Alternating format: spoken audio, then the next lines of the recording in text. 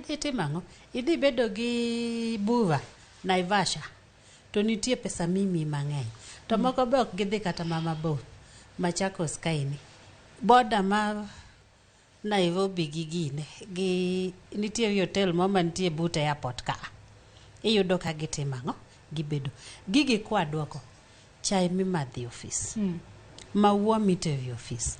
Tinde king'iyo jatich sirkal mora inyal ketne ni gazet. Omigi gimwa luongo ni iPad. Ang'a mono sirkal subscribe gine ni gisom gazet e yor mbui. Gazet minyiewo ne ng'ato gazet 3, 4, 5 iketo ni pile ma samoro bok gisomni. Gigi nyalo miyo watimang'o ama kuom moko nyalo miyo waduoko ang'o? Waduoko kaka sirkal tiyo gi pesa.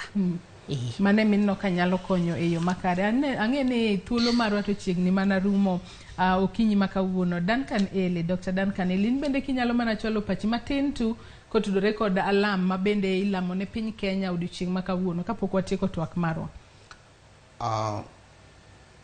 Nyasaye